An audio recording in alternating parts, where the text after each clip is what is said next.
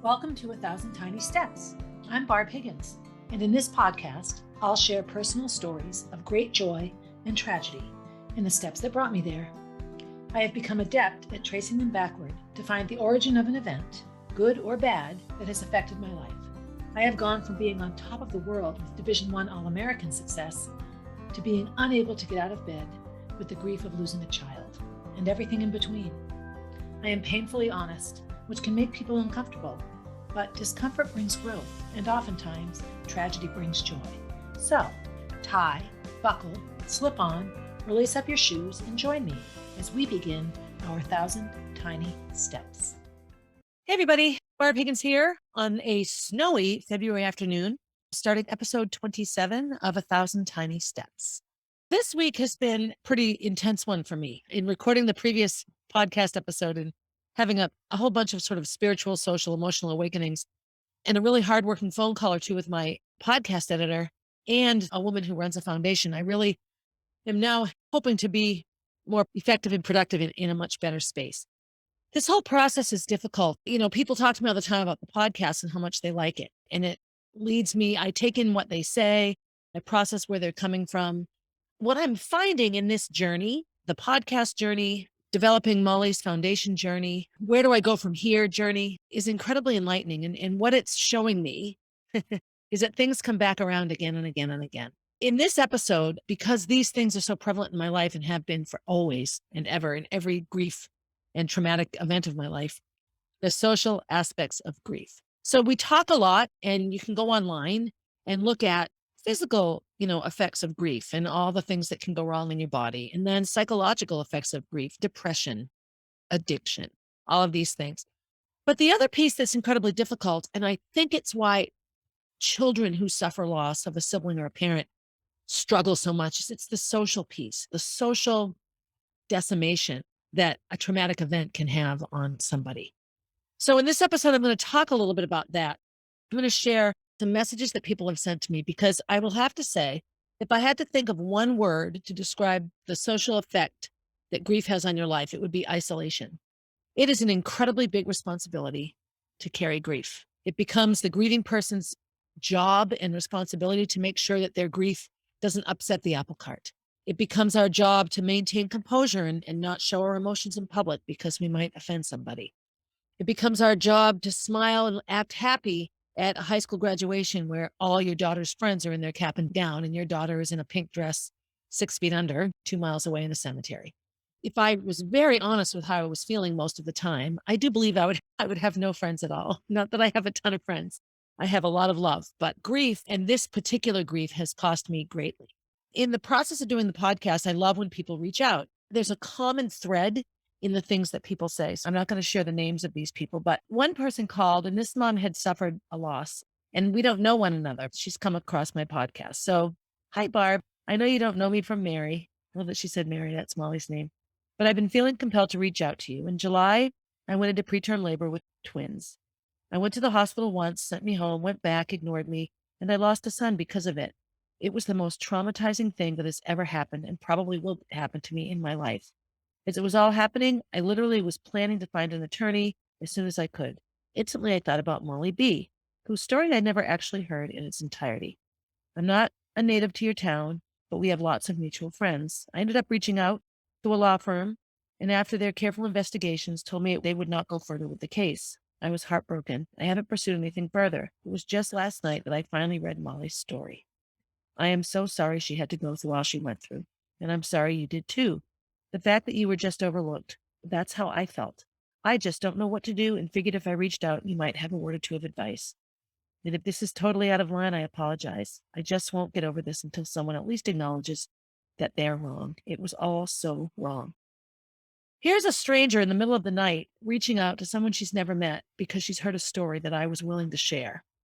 I talked about how my whole life I'm told to be quiet, right? Be quiet, be quiet, be quiet, don't talk. And how those admonitions were far more troubling and damaging sometimes than the things I was supposed to not talk about.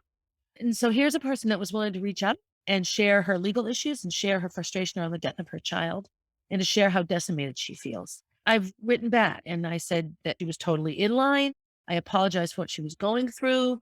And I suggested we connect and meet in person. And so we're going to try to make that happen. So what I am for this person is a connection, a social connection to somebody that won't judge her, that won't tell her what to do, that won't tell her she's not feeling things appropriately. She apologized to me and thought she was out of line to reach out. Of course, she apologized and felt she was out of line. Society tells us distance, distance, distance. Stay away, stay away, stay away. My job to keep my mouth shut so I don't offend that person. If she hadn't have reached out to me, I wouldn't be able to be of support to her.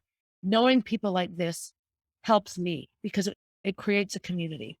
I was sitting at, I think I might have mentioned this before. I was sitting at childcare watching Jack play, and I was talking to Jen, Rachel's mother, and we talked about how our best friends now were either grieving moms or people that didn't know us before the loss, in this social pressure to somehow return to what you once were. And, very difficult thing for people to understand is you never return to what you were, because what you were requires somebody to be alive that isn't. I think this is a natural piece of death. I know that when my grandmother died, all of my mother and my aunts and uncles were, of course, very, very sad that she died. She was in her 90s, though. It's the natural course of things. It was her job to get old and die, and she did it beautifully. All of my aunts and uncles and my mom were very upset. But their lives, in most ways, have continued on, because we expect our whole lives to lose our parents when they're old, when we're old.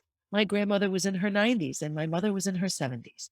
That's a much easier way to lose somebody than being a mother losing a child, or being a child losing a parent, or a father losing a child as well.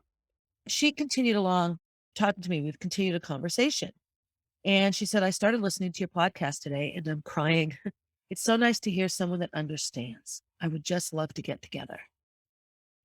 I send some of these little messages to my editor because when I'm feeling frustrated, like I can't pull it together and can't hold it together, these things come up and they make me very happy. So that's one connection. Here's another one.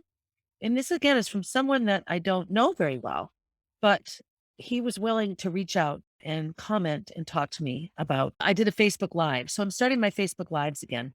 And he was willing to reach out and check in with me. And here's what he said. You have helped me a lot in dealing with grief. I am fortunate, however, in that I have never lost a child, but I did lose a spouse to illness in 2005. It's interesting to hear you speak about the phone. Ever since that happened, I still do not like talking on the phone. I am unable to understand the why of this, but it is still very real. I even still suffer from post-war traumatic stress and fear of the future. But just listening to your posts is helping me tremendously. Thanks again for the time that you put into this. So there are times when I feel, incredibly disheveled and disorganized, and my house is a mess, and I feel like I'm always running behind. But I look at the isolation of these two people. Here are two people who I don't know very well. I wouldn't know them if I passed them on the street. Neither of them have met me in person. And because they're listening to a story I'm willing to tell or something I'm willing to say, they have the ability to reach out. This process has also taught me how many people are out there. I've started listening to several other podcasts, really learning how pervasive grief and struggling with grief is. The next thing that comes to mind for me is a foundation in Manchester, New Hampshire called the Friends of Aine. This foundation is in honor of a little girl named Aine who died at age 8. And like Molly, had an illness that was overlooked and misdiagnosed and not paid attention to as it should have been. Her parents saw how much their younger daughter struggled with the loss of her sister. And there was really very minimal places for her to go to get support. So the entire mission of this foundation is providing grief groups and classes and get-togethers for children who have lost anybody.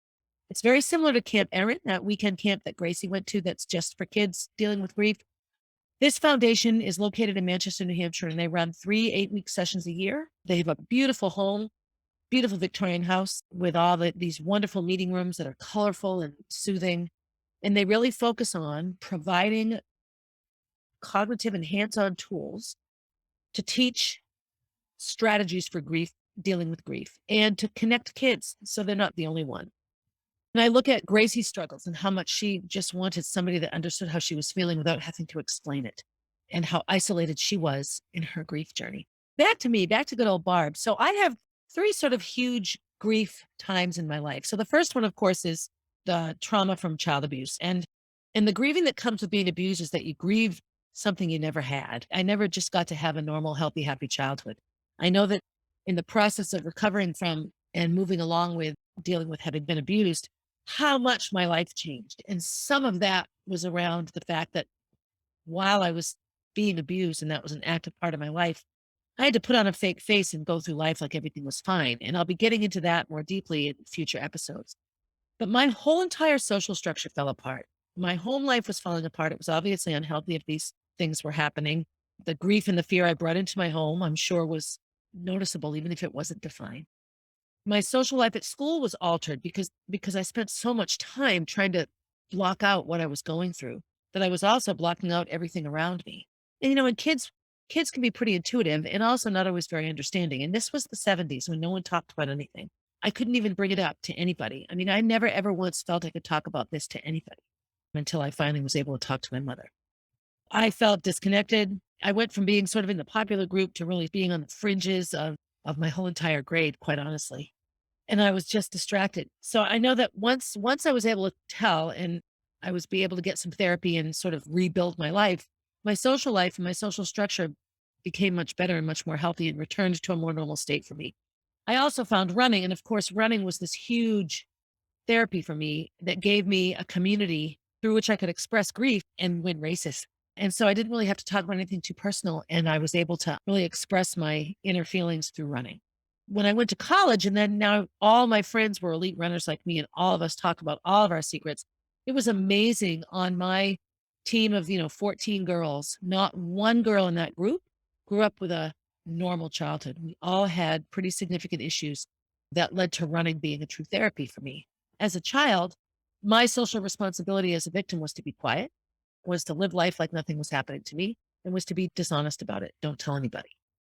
Once I did tell somebody and could move along and try to get better, my social job was to continue to maintain normalcy, to continue to be quiet, to work hard to get better. I was allowed to talk to my therapist, but no one else. And I remember not wanting to talk to my therapist. If I wasn't supposed to talk, why talk to her? It was very, very tricky.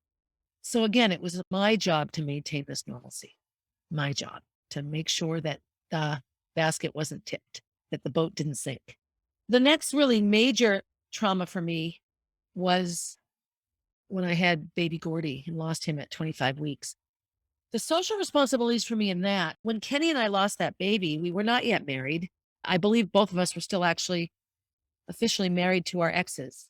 I believe that to be true, although I could be wrong. But we were nowhere near being able to really truly have a baby in a way that would be socially acceptable. And I remember before I knew anything was wrong with this baby, we went round and round about how people would take this news and all of this. And we just sort of went with it. When we realized that this baby was not going to live, nobody knew. My social responsibility at that time was to maintain his kids' happiness and safety. His kids were all middle school age at this time, middle school, high school, young high school. And the last thing a student in a small town like Concord wants is that kind of attention. Did you hear? Did you hear? Did you hear? And so we told nobody. My grief and my trauma and my loss was completely done by myself. Maybe one or two friends as the process went along. But even then, nothing could be told. It was, it happened over the summer. When I went back to school in the fall, it was like I had had this normal summer. How was your summer? Oh, it was fine. So my job at that time was to maintain family stability for Kenny's kids, to maintain social acceptance and such for them as well, so that they would not, suffer any social repercussions for our actions. That was a large, large, large burden to bear. The following probably big trauma for me would be my job loss. And again, for me, going through that, my social responsibility at that time was to say what I was supposed to say, to act professional. I got very, very poor advice on how to save my job and was perfectly willing to sort of let it just get taken away. I didn't fight hard at all. And I think sometimes that's the self-sabotaging, I hate myself, I deserve this aspect that can come from people who have had suffered trauma and grief. There's this blame game around that I must be doing something wrong for these bad things to happen again and again and again. And I'm sure people listening to this would probably go, yeah, well, you did. I didn't. None of us did. But my social responsibility again at the loss of my job was to try to hold my chin up, to walk, to be proud, be firm. So, I did all those things, but I never truly had any support from any of my school community friends, teachers I taught with, coaches I coached with. Everyone stepped back and just stepped away. And it was isolating and it was horrible and it felt judgmental and it was quiet. And so it was my job to repair something that I didn't break. But because I was the major player in the whole scenario, it was my job to fix it. So my theme as I go along here is that very typically we put the burden of normalcy, we put the burden of healing, we put the burden of being okay on the person that is the least okay and needs the most help. And it becomes the job of that person to take care of everyone else. And then finally, obviously, my next huge loss was Molly. And people that understand grief and loss are very, very clear on how individual and long and profound it takes. When I think of Molly and losing Molly, I can remember in the early days, people just rallied. I said to Kenny many times, if we had lost Molly during COVID, it would have been nothing like it was. And I don't know how we would have survived without all of the support that we had. Molly's funeral and hundreds of people coming to the hospital and all of the things that were put into place for us, people just took care of us. And we needed it. We needed all of those things. Some of my most tender memories of the support we got were people that came by later. We were surrounded by people early on. I think sometimes that initial rush of support is as much to soothe the friends and people helping you as it is for them to bring you support. People want to be around. They want to hear it. They want to be a part of it. They want to process it. Weddings and funerals, they bring us together. And I remember thinking to myself, this is going to end. This is going to end. It's going to get quiet. And it did slowly, but I would come home and have 2 or 3 dinners on my back porch. I was feeding the neighborhood. And then pretty soon it was one dinner. And then pretty soon 2 or 3 days would go by and nothing had been left. Life moves along and the conveyor belt of life is very, very different speed wise, depending on who you are in the grief story. My conveyor belt is unbelievably slow, sad walk. Whereas Molly's friends' conveyor belts are a bit faster, like a trot or a jog. And then the parents of the friends might be even a bit faster because the further you get away from being close to Molly, the faster your recovery trajectory is. The faster you are up the highway of grief than those who are suffering the immediate loss. What that does is puts incredible pressure on me. So I talk about Molly all the time. I'm in a place now where I don't care if it makes somebody uncomfortable, then, don't be in my life. I'm to a point now where I'm much better at sort of being alone and accepting this. Early on, there were times when people would say, oh, what's wrong? You look sad today. It's like 6 months after Molly's death. Well, of course I look sad. I have a dead kid. But to them, it doesn't come to mind right away. It really is our job to put together a solid face for the world. My friend Jen posted a thing on Facebook, and this is where social media, the isolation of grief and how isolating it is. Social media is really, really helpful for people like me who want to take in information, but don't necessarily want to respond right away or can respond in writing, in a response and not have to commit to verbalizing something. I think it's what's great about podcasts. Somebody can listen to me in the privacy of their own home and they can shut it off if it's too much, if it's boring, they can keep listening if they like it, process the information at their own speed. I ache for the parents like Coach Ludi and Grace M's grandmother and mother even. I ache for people that had to grieve alone without any sort of connection that you could do from the privacy of your home. Sometimes we, trash talk social media, but I can be in a Zoom call or, an online event with 500 mothers and I'm in my living room in my pajamas, unbathed in the middle of grief and I'm surrounded by this support. I really ache for people that haven't been able to do this. So there was a meme on Facebook page. I think it was Jen Hunger, Rachel's mother. And it says, grief is more than missing someone. It is an unrelenting ache for reality to be different and for the impossible to come true. So people often say to me, I really miss the old Barb when you're going to be back to your normal, happy self. And Molly would want you to be happy and, don't be sad. Enjoy the memories you had. And I know that people mean well by these things, but those to me are just throat punches. They again put on to me, Molly would want you to be happy. Okay, I'm failing Molly because I'm not happy. Come on, enjoy the memories you've had. Well, of course I enjoy the memories, but what makes memories easy to enjoy is that you're creating more. When all you have are the memories and there's no ability to create more with somebody who was not even in high school yet, remembering the memories is as sad as it is happy. Again, this all comes back to me. The other piece as the mother is that in my grieving, that's fine, but I didn't stop being Gracie's mother. And so for Gracie's sake, there were many times I had to put aside my desperate devastation to provide support for her because I'm her mother and she's still here. And there were times in the weeks and months and years after Molly's death, and still sometimes it happens, where she'll look at me and say, I'm still here, Mom. And that's a double-edged sword. The fact that she's still here is what makes it okay. The thought of losing her is paralyzing.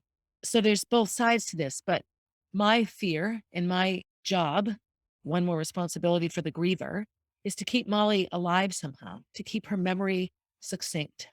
This little girl, Anya, would be 20 years old now. She died in 2010, a long time ago. She's right around Gracie's age, and she died at age 8. Gracie was 15 when Molly died, so all those years later.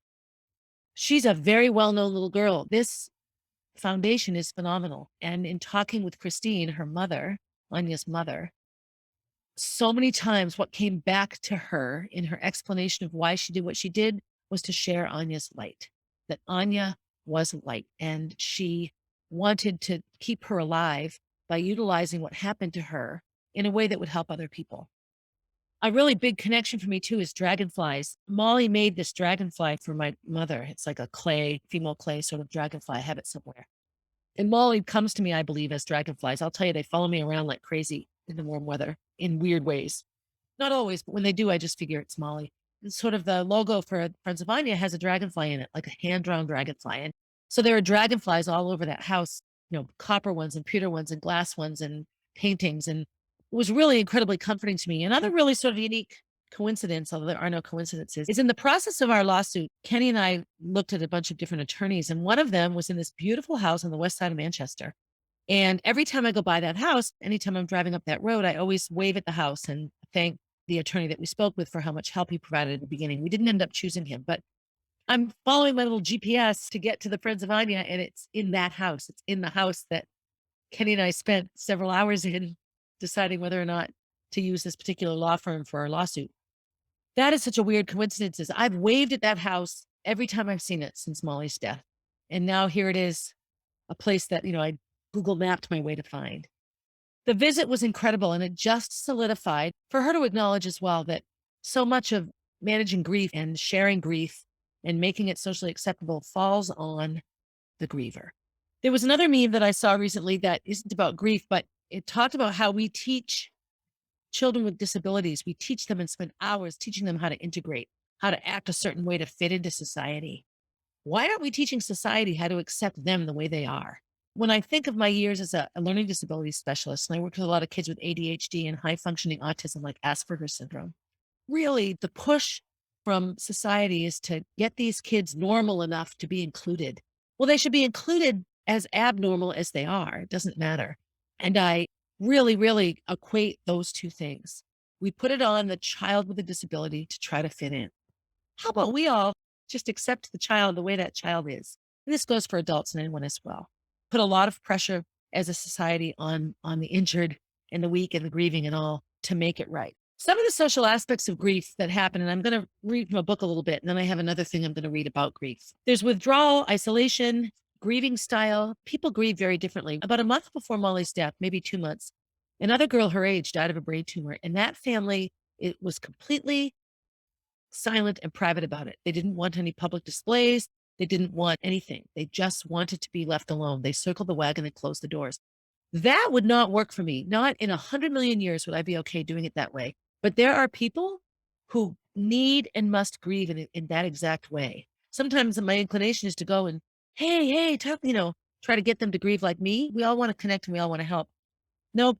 I pray so hard for that family. I think about them. I say that little girl's name. I'm not going to say that little girl's name on this podcast because that would betray a simple request that her family made, that this not be a public thing.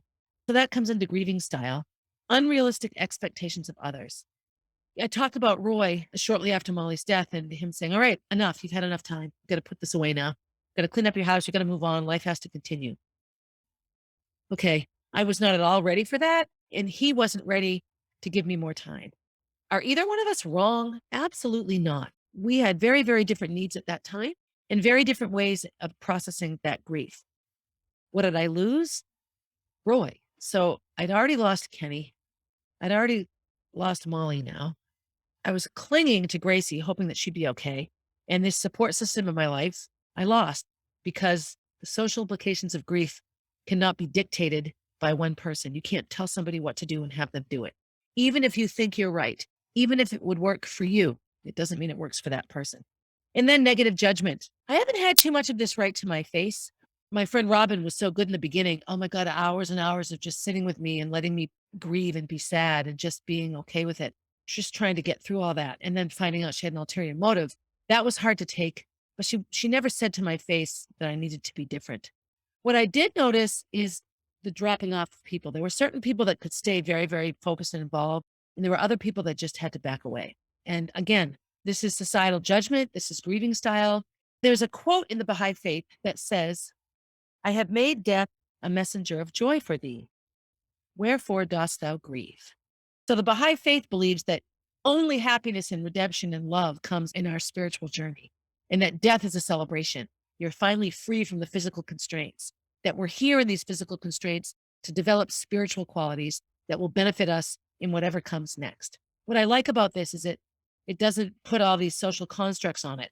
The faith is full of writings on how to be kind and how to be a good person. There are hundreds of writings around backbiting and saying mean things and being divisive.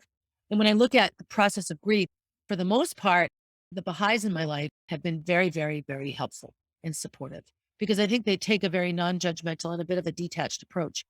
Another piece of social reactions and things that happen after you die on a social level is spiritual. People that have church relationships that stop going to church, the number of moms and dads that have been sort of ignored by their churches because they're not moving along quickly, because they're not healing quickly enough. And then the whole questioning, how could God let this happen to me? That's not a question I've ever asked. And I just think I have a different relationship with God, maybe. I feel that God gives us a lot of freedom to make choices and that most of the things that happen to us that are bad, we do to ourselves. And I think this is why I'm sitting here on a snowy afternoon talking about how Molly's death has changed me socially. In a social setting, death disrupts the dynamic equilibrium. I've talked about balance before, and there's a give and take in any social situation. I'm auditioning for a show that the NAMI puts on, New Hampshire Mental Health Advocates, and it's a chance for people to tell their mental illness stories. And I call mine, Oh No, Here She Comes. And in all of my life and everything I've gone through, I have definitely felt that my traumatic experiences make me feel like I'm on the outside looking in. Socially, especially socially. I live in a very, very provincial town. You are defined by the neighborhood you grew up in and what your parents did for work. And those things never change. White's Park sits in the middle of the West End and the North End. It sort of divides the two. In the North End is blue collar, hardworking, beer drinking, blue collar people. The West End is doctors and attorneys and, the first street in Concord that had houses that had mortgages, we call it Mortgage Hill, these big, beautiful homes. And the park sits sort of right in the middle of it. So I grew up on the bottom of the park, hardcore North Ender, maybe an upper crust North Ender because I went to Kimball School, not Walker School. And again, you're defined by your park and your elementary school. And then now my house is on the top of the park, so I'm in a nicer neighborhood. However, I'm still below the hill. I'm one street below the fancy street, so I'm not quite there. I bring all this up because the role that it plays in what grief and trauma has done to me is fairly significant because part of you emotionally gets trapped in the time frame the grief happens. So I have a huge piece of Barbara Higgins that will forever be between 7 and 13, that age, because I had traumatic things happening to me at that time. I will have a huge piece of me forever be in my late teens and early 20s for a very different reason. That was when I became a good runner and got a free college scholarship and all of the things that were good in my life because of the sort of the trauma. There's a part of me that remains stuck and angry and confused and still sort of stunned at the things that happened to me in my job loss and how that came to be and how people can get away with horrible things and think nothing of it. And so I have a piece of me that's very, very stuck there. I was 48. That was like 10, 11 years ago. So I was like 46, 47, late 40s. And then, of course, forever is May 7th, 2016. It is amazing still. And this is another thing that makes social interaction difficult. Time stopped for me then. So I'll be like, oh, yeah, that was 2 or 3 years ago. And I realize, no, that was 2 or 3 years before Molly's death. So now it's 8 or 9 years ago. The number of times I make this mistake and my perception of life, I have to stop and really think about what year is this and how long has this been? And when I look back at the years right after Molly's death and how my life was just incinerated, it's logical that I would have a social constructs from that, a social fallout, so to speak. It's funny, if I wanted to go out for dinner tonight and just go hang with a friend, I really only have 2 or 3 people I think I could just call and feel comfortable saying, hey, do you want to go for dinner? I know hundreds of people and I work out with people and I have great relationships with these people. My friendships tend to be very situational. When I'm at the gym, I have my gym friends. I have tons of people at the gym that I love with all my heart. I don't know if I feel comfortable picking up the phone and saying, hey, let's go get a beer or let's go for dinner. I just don't. I have a lot of acquaintances and people in my life who love me. And if I'm hurting your feelings by saying this, I apologize. It comes from within me. But I have a group of high school friends, so I could call them. So, if I really sat down and really truly thought about it, if any of my college friends were nearby, my BUOG group, I could call them and feel comfortable hanging with them. But in my little life here, I'm pretty socially isolated. My social interactions come with the things that I do. CrossFit gives me social interactions. My teaching job gives me social interaction. This whole journey gives me social interaction, but just hanging out and doing things with people, it's so, so much less. I spend so much of my life in the house. I mean, as we all did from the pandemic. So I made a list here too of the social responsibilities of the griever. And we've talked about that a little bit. Reactions. We say something and there's a reaction from somebody. So I know very much when I start to talk about something related to Molly or her death, I watch so closely the expressions on people's faces. Sometimes expressions can pass by quickly, and I can tell pretty quickly whether or not I'm being listened to with open ears or whether the person really doesn't want to hear what I have to say. Be strong. The number of people that have told me how strong I am, it's a compliment. And I don't want people to stop telling me I'm strong. I need to be reminded that I have strength sometimes. But I don't have a choice. I have no choice but to be strong. A person with no food in the woods has no choice but to eat bugs and things that they can find. They're not being strong to eat the bugs. They don't want to die. You get very, very driven by your life, your inner needs for maintaining an alive state. So I am strong. I will say I'm very strong. And I will also say that based on the things that have happened to me in my life, I could be in a much, much worse situation than I'm in. Molly would want you to be happy. I brought this up already. When somebody says that to me and I'm not happy, I just feel like I'm failing Molly. Okay, Molly would want me to be happy and I'm not. One more way that I'm a lousy mother to Molly. Survivor's guilt. I don't know that I have survivor's guilt in the traditional sense that we think about it with people that come back from battle and their platoon is decimated and they're still alive. But I do wish that it had been me and not her. As devastating as my death would have been to Gracie and Molly, they would have each other forever and ever and ever.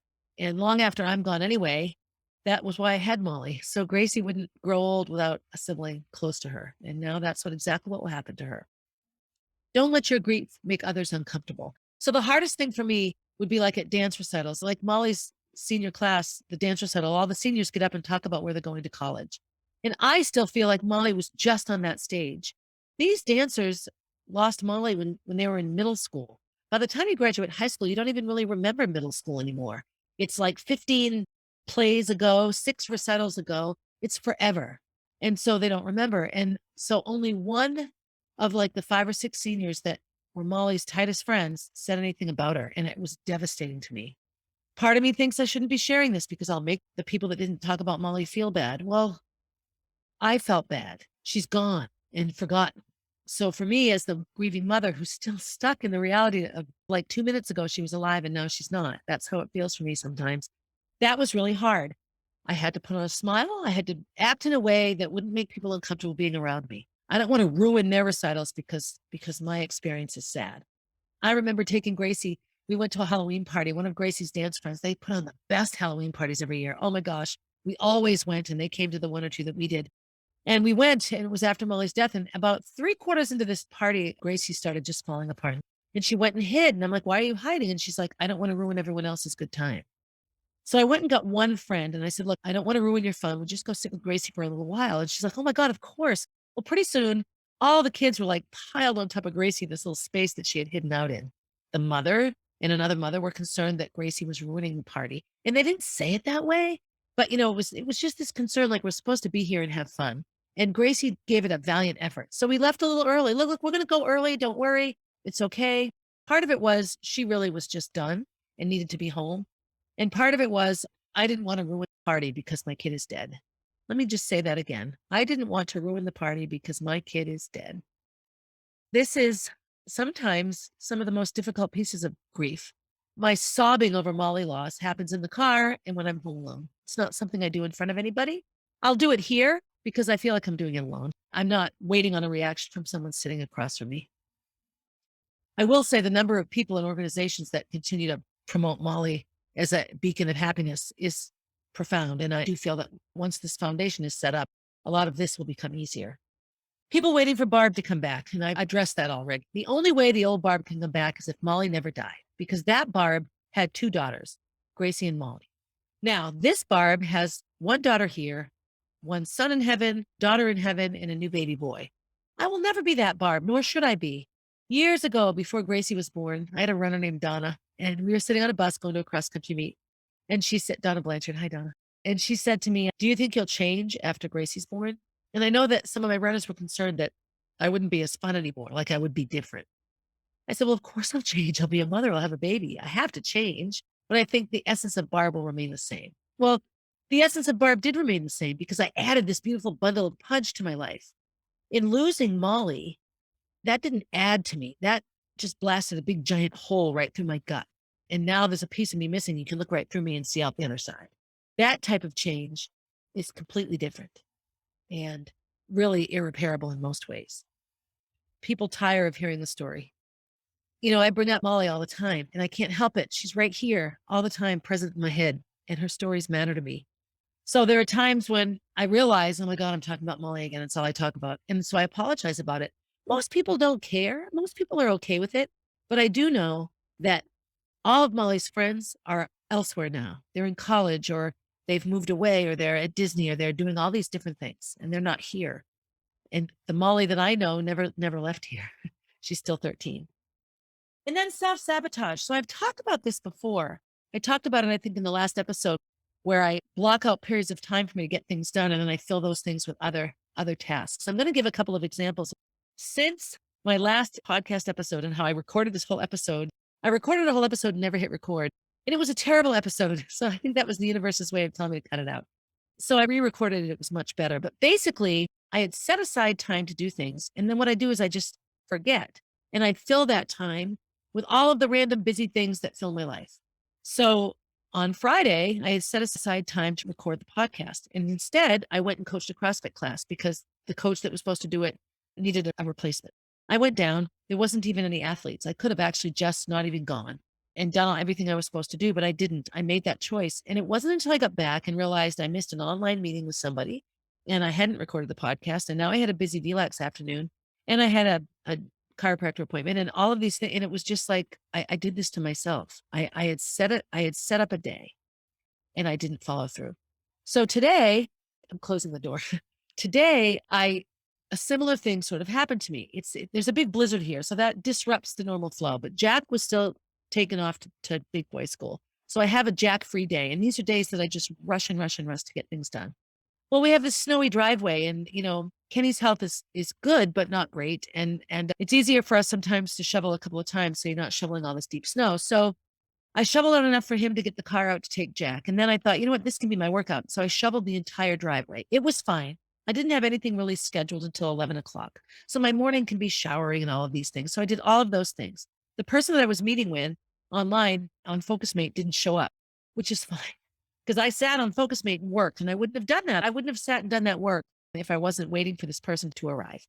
I got some organizing done. I went into, my podcast stuff and all this. I'm like, look at you, Barbara Jean, you're following protocol. You're doing what you're supposed to do. And sometimes looking at my lists can get me overwhelmed.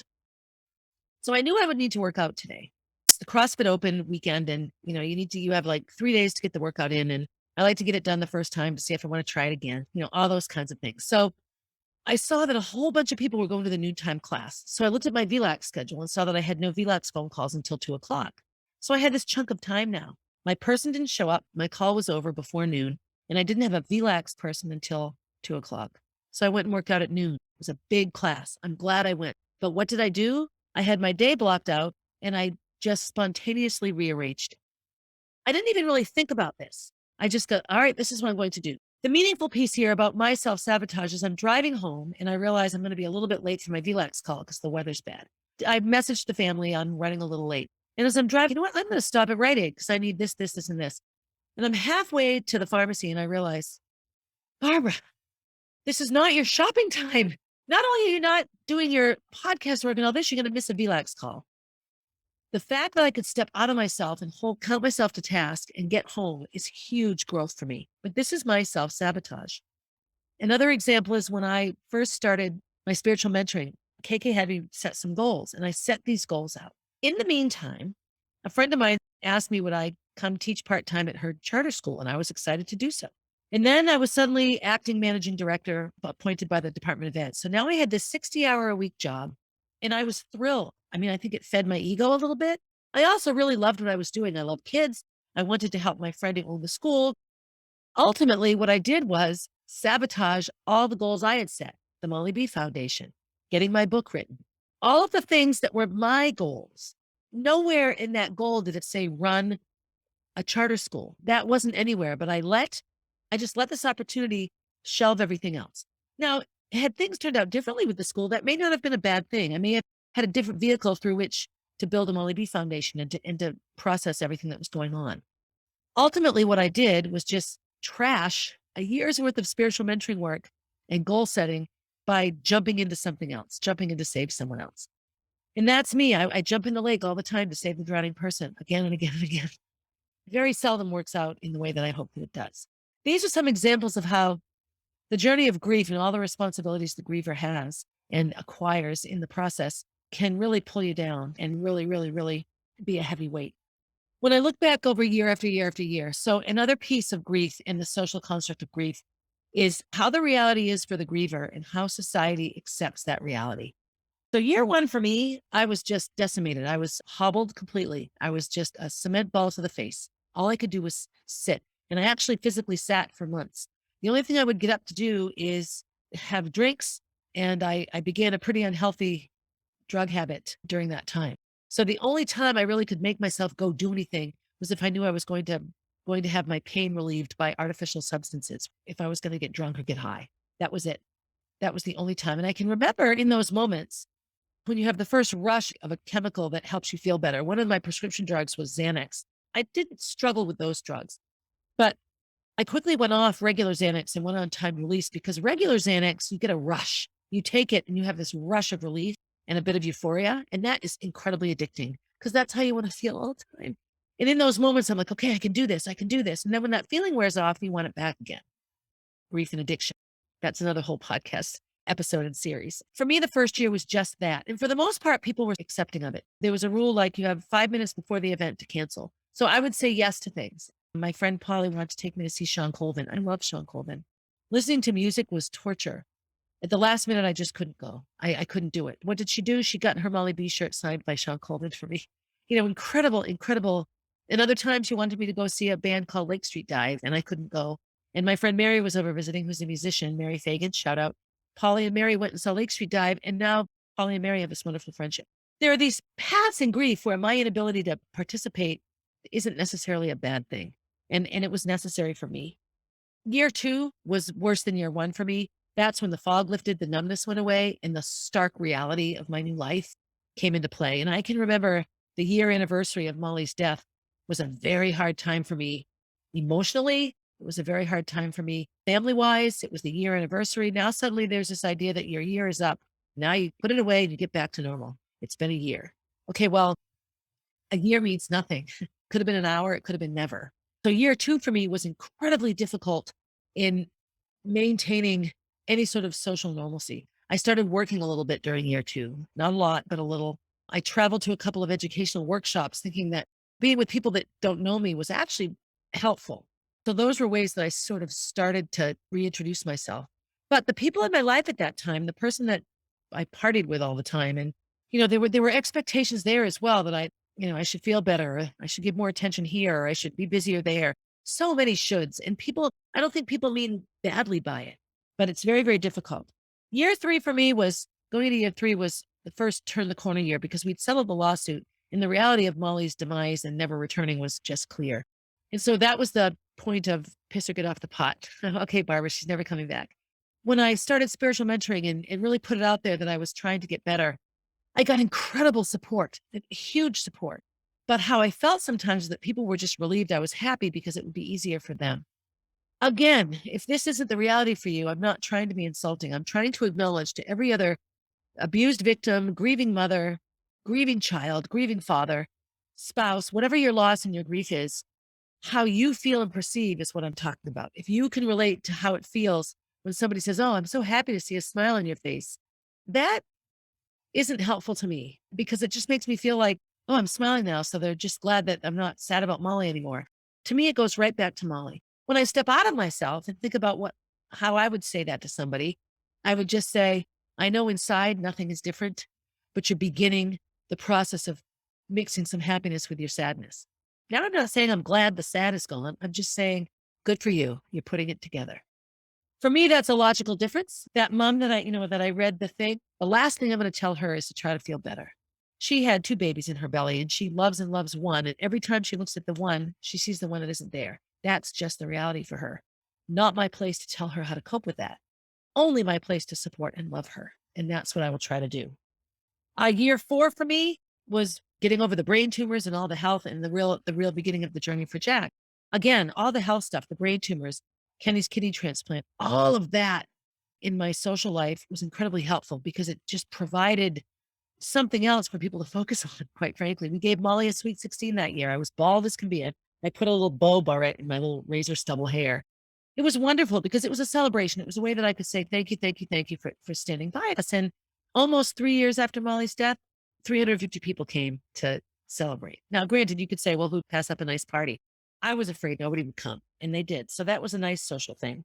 And then the last 2 years, about year 5 and year 6, life is beginning to have a new normal routine. That was another thing I hated in the beginning. You'll find a new normal. Well, I don't want a new normal. I want my old normal back. But I have one now. Normal will never be what y'all think it is. There's no Southern twang. Normal for me will be this very, very dark and twisted inside reality that really doesn't go away.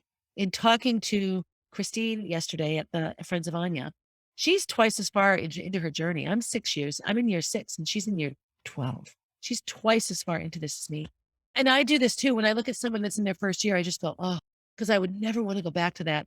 So here I am thinking, all right, year 6. And I said, yes, 2016, she died. And she went, oh, be good to yourself. Please be kind to yourself. You're nowhere near where I am. And she's right. I'm nowhere near where she is. I look at her foundation. I immediately feel like a failure. That's what I said to her.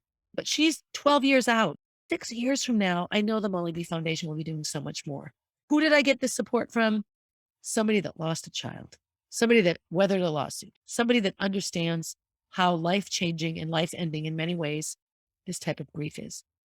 So in wrapping up, I'm going to read a rather long quote, which I really, really like about grief and what it means. And it was on a friend of mine's page. Her name is Whitney. Hi, Whitney.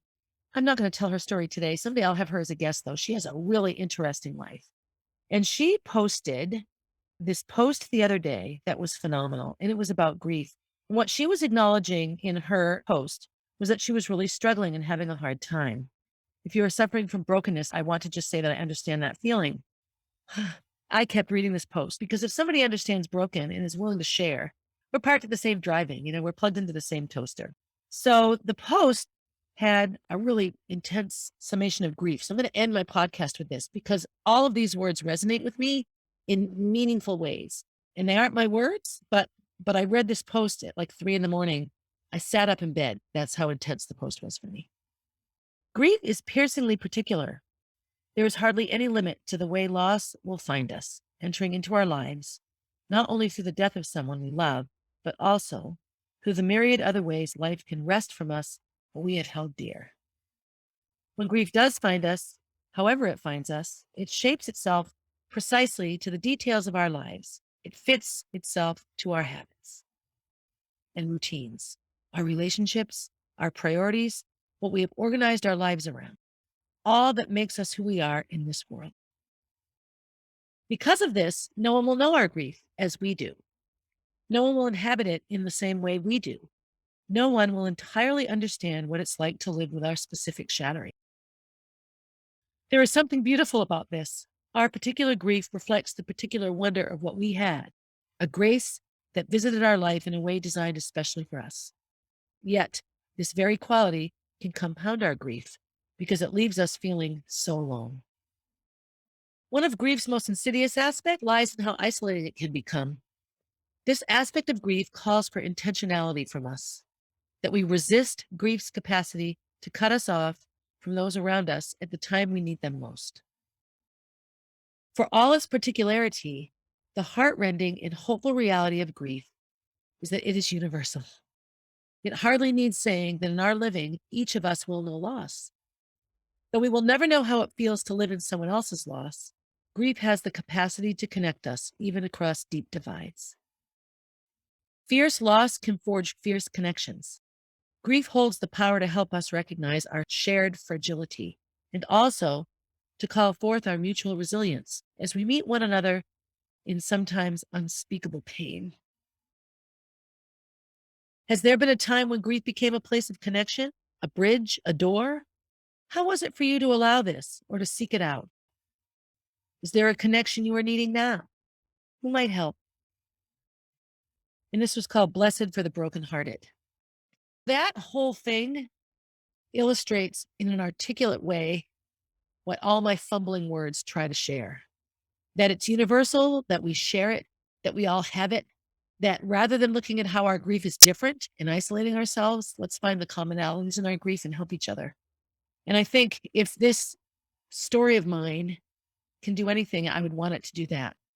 I want the social reality of loss and death to be more normal for people. I'll close on an up note. One of my very, very favorite memories around the Molly B Foundation supporting RB Productions is a parent asking an RB person, a staff person, who is Molly? And thinking that Molly was somebody that was alive because their child came home talking about Molly, Molly B, Molly B, Molly B. When she realized that Molly B was, a child that had done RB that had died, she sought me out after one of the performances and just shared how wonderful it was for her to be able to talk to her daughter about a dead child in a way that wasn't rife with fear and isolation and doom. That as sad and traumatic as Molly's death is and was and will always be, Molly B provides opportunities for kids to find happiness through theater and through the arts and music and dance. And she's talked about as if she exists. My friend Virginia's daughter, Sky, also talks about Molly all the time. A couple of their family friends asked, "Oh, who's Molly? Is she a family friend?" Well, she is a family friend. She just shows up in different ways. These are the ways that we can take something that's unspeakable and difficult and use it as a bridge instead of a divide. So anyway, I hope this all made sense to you. I'm always, always, always on the verge of tears, it seems lately. I think it's just big, these are big things to talk about. And I'm at that place, going to finish year 6, where I can actually have the ability to see light through the fragments of my shattered self.